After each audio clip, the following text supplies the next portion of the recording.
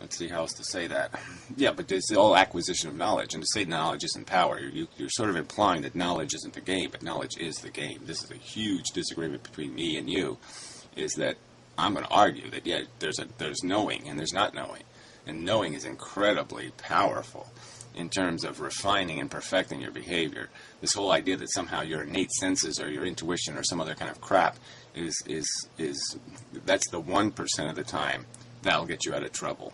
The real safety belt, the real winner in the long run, the simple solution, 99% of the time is knowledge. Knowledge perfects understanding and creates a better model of reality and gives you real, presents you with real things that you'll call a choice. But obviously it's not going to be a choice. Your brain is going to make a decision and you're going to think it's a choice. Access to new experiences, new information that slowly, in changing one's knowledge base, enable one's beliefs to, to change. Yeah, so this is another subject of contention for me and many people in the world, apparently, is this idea that, like our ancestors, we are swimming in a sea of ignorance, that somehow we haven't answered any questions. In the last 150 years, we have answered a ton of important questions, really big idea kind of questions. We've resolved them, at least in terms of categorizing them into what's realistic. There can be fudges on the theory of exactly what a photon looks like, but we know a lot about photons. There's a lot of these things that have been resolved, and so there's no longer a need for this perception that we're going to keep looking for the new truth over the horizon, the new discovery. They're going to find India or something, or the new Americas. No, none of that game is over. All right, you can't play the game the same way as somebody was playing it 500 years ago. We have discovered the new world, and it's over. New world discovering is over. And again, I think it's a good argument. I find it quite persuasive. I think that that's right in a lot of ways. That there's so much about that you'd want to say, it's kind of spot on. Okay, now from a whole nother angle, it's really problematic. I love when you do this kind of crap. You're so attractive and you're so beautiful, and I love the color of your eyes, and you're just such a charming person. But you're a fat, smelly pig. I mean, it just really is a bullshit maneuver, Professor. Some of these words are just problematic. Knowledge, belief. Yeah, well, really, it's not that problematic. We know what knowledge is. See, to put knowledge and belief in the same category is just kind of silly, right? We know that there's this description of the truth, and we can do this stuff. We can figure out the world isn't flat, that it is round. So that is a true, valuable thing. Knowledge is understanding is power. This is a done subject. If you can't finish that subject, you're in real big trouble. Now, belief, okay, that's a little bit fudgy because that has to do with how our conceptions are flowing through our consciousness, and we are a non-static thing that's flowing through time. And with each day, and with each mood, and with each circumstance, the exact gear work, how exactly the gears are going to mesh is going to be changed. And so our belief can migrate depending on the environment a little bit. What we're seeing, clearly and with profound detail is going to depend on this lens focus thing. So we call beliefs a kind of lens effect. And what is our lens focused on? And what is it seeing with the greatest clarity? And what is getting fudged out of the picture and all that stuff. So there's a subject for some ambiguity. But the basic concept of you either do believe it or you don't believe it isn't that complicated. What is imagine? What is think? Yeah, so again, you're going to throw two words together that don't really belong together. Okay, we know what thinking is. That's just where your brain is almost like dreaming. It's playing with the truth. It's adding little bits to it. It's throwing things on. It's almost like evolution. It's testing ideas and concepts. And so, you'll say, let's try, third arm. And so it gives one of your ideas a third arm and sees if that idea has legs because it has a third arm. And just sees how it survives in the critical environment that says, no, that is Wonderland bullshit. No, there aren't talking playing cards. No, rabbits, don't worry about what time it is. No, this is Wonderland. Get out of here. Let's go back to reality. That's the game that our brain is playing. And so that's, again, you just don't have to make it that complicated. Imagination is a basic function where you take something that's simple, it's a little rectangle, and then you start adding things to it. And you say, well, what if this was twice as thick? And what if it was twice as long? Or what if it was twice as heavy? Or you just play with the reality. That's imagination. You give it wings, or you do something else. If you think something, do you believe it? You know, is thought and belief, are they mutually exclusive? Are they inclusive? Does one imply the other? Well, you know the answers to these questions. You already have pre-composed answers. You already have beliefs about the context and meaning of these words. And so you're just asking rhetorical questions inversely, whatever that's called. And, you know, that isn't that complicated. We can understand how we process our conceptions and the ideas of other people. We can understand our psychology. And we can also understand what disciplines acquired. You know, just like the skill set of a baseball pitcher. He knows how to, he not only has to know what to throw, he has to know how to throw it. And the same is true with thinking and thought processing and communicating. There's a skill to it. Okay, you not only need to know how to do it, how to compose the words, and you have to learn this muscle memory of your brain to say this is how you communicate an idea. You preface it, and then you argument it. But you also have to know what you're trying to accomplish through the process, that you're trying to persuade their mind, or are you just validating your own beliefs, or are you doing something else? So, you know, but we can understand these nuances. This is not a mystery, Professor. I think, depending on the context, we could identify different ways that the words are used by different people. But this kind of abstract treatment of it, I think, is part of the problem, and it's part of what leads to these kind of quagmires. Yeah, why? And you're so guilty of it. You're always abstracting. You're always saying your famous ambiguity word. You're saying, don't see the rectangle, don't see the black, don't see the hardness. Don't, you know, it's all ambiguous. No, it's not ambiguous. And what we're doing here, how we got here, and the basic function of our psychology, these subjects are not layered. There's no layers of ambiguity that aren't there as devices to avoid the truth. They have nothing to do with the seeking of the truth. They have to do with an obscuring of the truth, a running from the truth. That is insightful, and I do think it's an insightful video, and I want to rally behind what the skeptical atheist is saying there, that you can't really come at it that way. I think, from my own vantage, the concern would be, okay, a couple of things. One is that, you know, so many people in today's world of information overload, they now completely seek information. Oh, I think it's information underappreciation. It's not, the overload has to do with a lot of lifestyle realities, but information overload, I think, is a bullshit notion in terms of resolution on these big ideas. The big ideas have gotten pretty resolved. We do know it's the North American continent. It's not India. We discovered. I mean, you can go through all the list of things that this is and that it isn't anymore. And so it's you know, information underappreciation.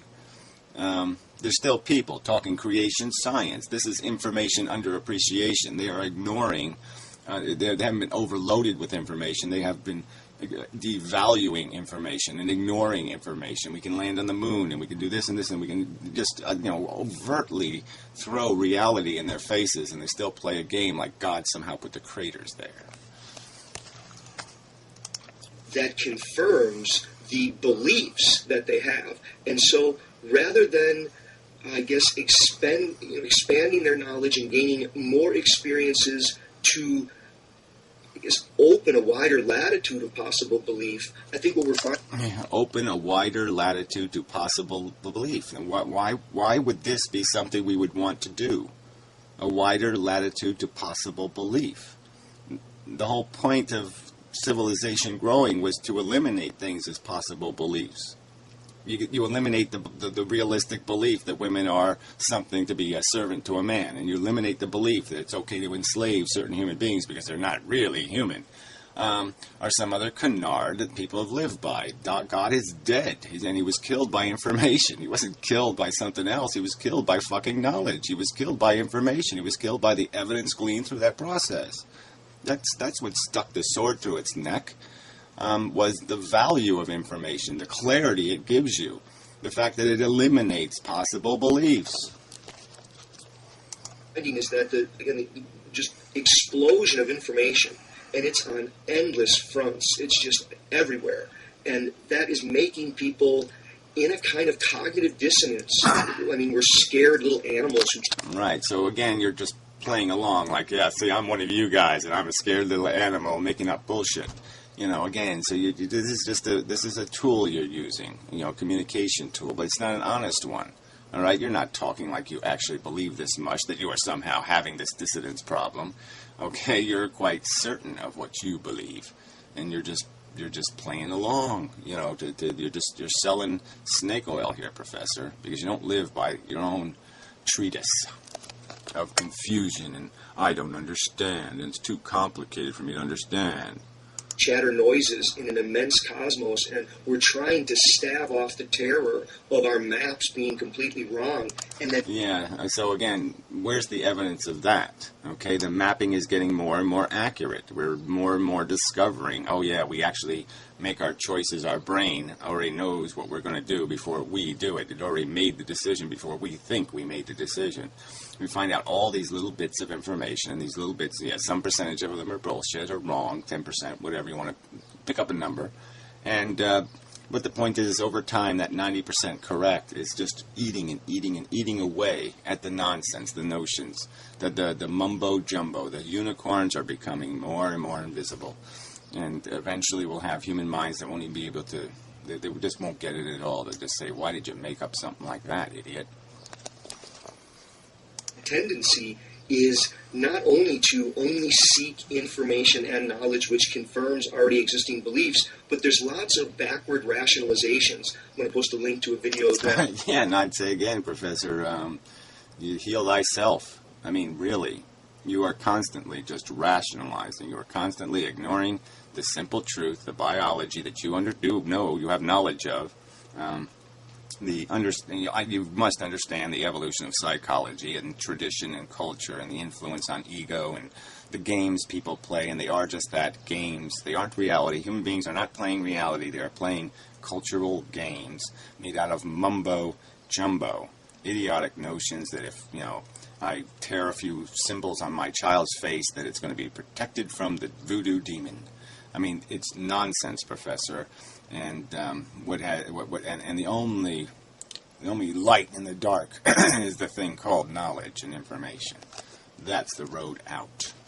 A theme had recently posted on backward rationalization and that process. And in psychology, isn't it a very important process to keep your eye on? That the way that knowledge and beliefs work back and forth with one another to inform one another, largely in terms of one's projects. Of what does one want? Yeah, exactly. Well, it's just this confirmation bias. Yeah, you root for the home philosophy, if you want to call it that, the home jargon, team, whatever, belief system, way of living. But you're doing the same thing. You're playing for Team Sisyphus, Team Stoic.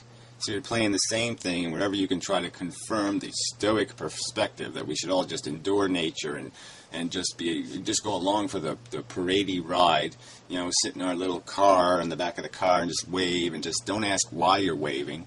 Don't try to figure out why you're in the parade. Don't sit there and look at the fucking carnage getting crushed under the wheels of the car. Don't do any of that stuff. Just do your little thingy, and you're doing the same thing. Any way you can contrive a confirmation bias, a way to manipulate and distort how you present information so you can make it seem like parading is a good idea, you do it. So, yeah, you got the very disease you're claiming you have a treatment for, but you're not taking the treatment. Or believe it is possible to do. See, okay, now there are other fronts too. If we say, for example, that it is only the knowledge base that sets the conditions for belief, and that belief is a kind of symptom. Well, is that something that we believe or something that we know? Well, I'd say it's something we know now, okay? I think we do know it now. Now we have discovered that this is what brains do. This is how they acquire understanding. And in the past, they did it really all wrong because they just basically took somebody else's lie and conformed it to their existence. And now we can skeptically look at the evidence and see where the beliefs come from, see where the ideas come from. We can analyze their origins. They aren't just thrown at us as if they are a thing in the world. That actually happened. We're just not as vulnerable to lies because we can basically say, well, where's the videotape? Where's the evidence? Where's the Hubble images of it? So yeah, we have a lot more capacity to scrutinize information, so the knowledge base can be a lot more credible. I mean, you see what I mean? The boundaries between some of this stuff get very funny. I think part of the more dynamic is you got to move toward William James's kind of stuff in the will to believe, and yeah, well, whatever. So you're going to, and you're going to complain about confirmation bias and that's corrosiveness, and then talk about something like the will to believe. I mean, well, let me just vacate the logic I've learned. Let me just vacate what everything is telling me is that humans are incredibly unreliable witnesses. Their storytelling is just preposterous and obnoxious. They have 763 rotten definitions of reality, and they're all claiming to have the truth, and they all have no evidence. I mean, isn't that just on its face impossible? Of course it is. Only one of them could be correct, and the fact is, if you heard a kid cry wolf 796 times incorrectly, would you believe him the 797th time? I mean, would it have any credibility at all? Of course not. I mean, it's the old Dawkins line. I mean, all the religious nuts are atheists compared to everybody else, as you've repeated that line. Well, it's the same thing. Why should anybody be open to willing nonsense, to conforming their will to old structures that we've already found to be incredibly inaccurate and ineffective at defining anything called close to reality? I mean, reality does have meaning here. I mean, Professor, you're going to keep talking like there's no truth, that rocks aren't rocks, that the line on this rock didn't get here in a certain way, a certain bit of chemistry put it there, a certain history, where it was molten or very hot, and it's so hot that the elements all separated out and were filtered, and that's why it conforms to these conditions. So come on. James and Dewey and the pragmatic philosophical tradition, it isn't, and I think you had mentioned this a little bit, it isn't this, pull your chin and go, do you believe it or not? Can you intellectually commit to the assertion in light of potential inconsistencies? It's not this kind of stuff. It's to what extent is acting upon the belief the source of the experience and the evidence and the knowledge that then confirms the belief. So I think, whatever. Yeah, okay, I'll pretend, and you pretend enough, you'll start to believe the pretense. Or if I imagine I'm Superman enough times, then I can try to fly out the window, and if I don't fly, then I know I'm not Superman. I don't know what. There's no use in it. It's just, again, you're trying to make something that isn't complicated. We are involved in this mechanism thing, this thing with all these little bits and parts and things. And somebody's handed it to us, okay, like an opened pocket watch. We don't get to see the face of the watch. All we see is the mechanism. And we're told, well, here it is. Here's a mechanism. What is it doing? What is its function? What is it? And we're looking at it from the back, trying to figure out the front. And we've done it, pretty much. We've looked at the mechanism from our narrow viewpoint. We've taken pieces of it all over the place, photographs. We've got it all documented. And we sort of now tied things together, and we've kind of figured out, well, yeah, this big wheel of psychology and this big wheel of desire and need, because it's a DNA molecule and it's natural selection and it's billions of years, and social evolution and this hierarchy problem and this will to be rich and this want to be controlling and this ego need to be the winner, and even if you make 1,000 losers, the ability to rationalize any kind of bullshit. World War II, World War III, World War XVII. Who cares? Whatever. I wasn't there. I don't need it. It doesn't bother me any. Because I wasn't a victim of it. Come on. We figured out what this is. It's a shit machine. Bullshit machine. There are many kinds of beliefs, particularly beliefs in who one is, what one's potentials are, and the possibility that one could do meaningful, important things in the world. Now, is each person just an insignificant, meaningless speck of nothingness? I mean, you can sort of force the issue on what... Yeah, well, again, we can do analogies. I've analogized, us as our best potential is as janitors, as really conscientious janitors, and we just clean up messes made by irresponsible, silly behavior. So, yeah, we go out in the road and we clean up all the roadkill, basically. Or else we can try to prevent it. We can nail a few stop signs in, and then we've done a good job, or we can do something else to try to stop the carnage, to manage the mess. But that's all there is. We are created in a mess. A big pile of slop flies out, and we're part of it. And they clean off some slop off of us, and we whine and bitch. And that's the nature of the game. We are mess makers, and all there is cleaning up the mess that we make. Okay, the mess we make of this problem of acquisition, of need, of want. We become a glutton gravity that just starts consuming the world it exists in. And it does it, again, sloppy and inefficiently. And that's the dilemma of our existence. Who are you really? Are you just fancy worm food waiting to die? Are you an important place? We're not even that fancy. but whatever. We're all food, that's right. We're all consumers, and we will all be consumed by the blowing winds of time, the swirls of the reality.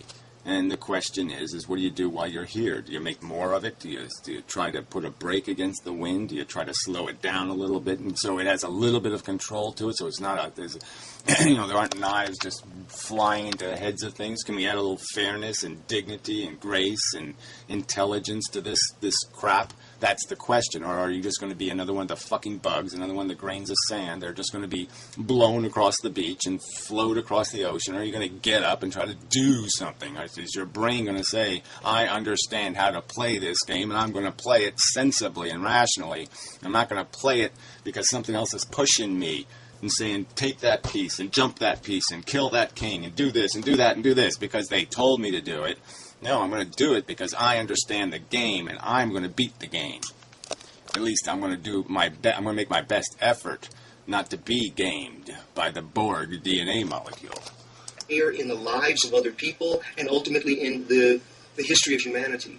See, it's not as if one of those is true and one is false. The question is, how will you, in believing one or believing the other, act in such a way as to produce evidence that will leave the claim that was true all along? See, people can have a... The claim that was true all along. Well, again, you're putting it into too simplistic a terms, I guess, for what it is that your life will be.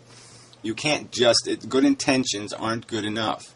There's good end results. And so, again, we can't even play the game. You can be honorable and intelligent and informed, and you can have nothing but positive intentions, and your results can be completely screwed because you can't anticipate variables. You can't figure out that, well, the birth of Adolf Hitler completely screwed up your plan to, cure malaria or something, or some other thing that just gets in the way, and now your whole investment is ruined. Or else you could just miscalculate because there is so many variables to calculate. The winds are blowing, and they're blowing a lot of junk, and some of that junk's going to hit you, and it's going to get in your way, and it's going to stop you from getting from here to being productive. But the fact is that you're more likely to be productive fighting the wind than blowing with the wind. Believe, and then act in such a way that the evidence proves they were right. I think that's part of the difficulty there. And in order to get open to new knowledge, new kinds of experience, it may take a kind of belief. And it's not belief in something that doesn't fit with your knowledge base. It's belief in the fact that this belief, if acted upon, yields a new kind of experience and a new possibility for self-understanding. It's about... whatever that all is a setup for. I mean, really, is there some kind of... It's Dianetics! What are you selling here that with this build-up, that you can have this magic belief that makes all beliefs believable, or some sort of bullshit like that? Like you can open the door to complete fiddle faddle. Yeah, just pull the lever on the fiddle faddle door, and if you eat enough fiddle faddle, you'll get to enlightenment. I don't think that's the road. I think it's an incremental process. Human beings have been doing it for 10,000 years. We've been acquiring all this information, and now the book of life is got real writing in it. We can read it. Okay, it's a readable book, the book of life. We can know what we are, and we can know a lot about how we got here. And it's just crap to say that we should just be, just don't bother reading. Just get to the last page and say, I'm cool. Just write, I'm cool on the last page of the book. And then pretend you've done your job on planet Earth. No. Self-understanding, growth, and development of potentialities, particularly the kinds of beliefs about one's own most possibilities. Those to me are much more interesting than these metaphysical beliefs about some entity or not. Yeah, well, okay, fuck the belief about an entity, but you're just talking in such goddamn ambiguous terminology. What, again, are you talking about? The empowerment of realizing your capacity to kill somebody by making a phone call today? The fact that you can make a phone call, that could initiate a whole chain of events that ends up with some 5-year-old girl getting run over in the street. That's the truth of your existence. It's preposterously messy and sloppy and full of all kinds of unintended, uncontrollable circumstances. But the truth is we can know it. We can see it. We can know it is Carnage Road. We can see the potholes in the road. We know it's a piece of shit. And we can put our janitor suit on, and we can do the right thing. And the janitor suit looks a lot like a scientist suit, too, right? So there's a nice little parallel there, okay? The idea is you can go out there and clean it up, and you can also go out there and fix it. And that's important. The question about you, your future self, that is who you're going to be in 10 years, is that a fantasy? Is that real? Is that something that's just a figment of our imaginations? Or is that something you're moving toward? And how are the beliefs... Well, we know how unrealistically we do move toward it, okay? We hope for things. We aspire to them. But we don't have the control necessary. So for a lot of people, yeah, I could say, I plan in 10 years. But guess what? I could be dead in 2 days. And so all those plans are just for nothing. So that's... again, we're again hit with reality. Reality hits us and says, I'm not going to let you plan. I'm not going to let you. It's going to be hard. Fighting the wind of that system is going to be difficult. You might not survive it, but it's worth fighting. That you have about who you are and who you're destined to be, partly creating what you're using to act upon that then will, in enough time, prove you right. Well, that doesn't really even come too close to it. I mean, you can know that murder is wrong. You can know that you really don't have a right to steal another person's capacity to actualize their dreams and ambitions and all of that crap. And that changes your behavior. It changes your potential. You can no longer include murder as part of your life strategy. Even if it's to your advantage, you say, no, I'm not going to do it. Even if there's not a law against it, I'm not going to do it because I think it's wrong. It's a cheat. And I'm not a cheater. So you can have a principle that says, I'm not a cheater. Now, there's no obligation. There's no physical force that's going to force you not to be a cheater except you. And through that piece of knowledge, it's just going to say, I'm just not going to go through my life and steal wherever I possibly can. I'm going to try to do it honestly. I'm going to try to convince people to give me their money. I'm not going to try to steal it out of their back pocket. I mean, it's just an idea, and it's an idea that changes behavior. Yeah, not complicated. Okay, so thanks. Likewise. So anyway, thank you very much. So that's not too bad, right? 40 minutes is a lot better than I thought it would be over an hour, so say thank you. Now I can speed it up a little bit. I'll speed it up a little bit. I don't want to mess up the sound too much. So I'll speed it up by 10%, and so I'll cut it down to whatever, 35 minutes or something. So all win. So anyway, till the next time, and such and so forth and whatnot. Oh yeah, I'll just mention real quick, because I don't want to do a video on it. Warble's on a lot did a video about his shower spider dying. And I think it's here. Well, anyway, it's a hilarious video because he's talking about how, it's such a perfect example of how people just pull the propaganda all over the place. They just try to confirmation bias, a better world than actually exists. And so he's talking about the spider and its 8 cases and its young, and he's talking about how, well, they're going off and they're all getting jobs and they'll do just fine and blah, blah, blah, blah, blah, blah, blah. No, and the truth is that 99% of them will not do just fine. 99% of those old baby spiders are doomed, all right, not to reach, you know, sexuality. Yeah, they're just not going to make it. They're going to get killed in their infancy or in their childhood or in their lack of maturity. They will not be allowed to reach maturity. Okay, and they needed their mommy to help them.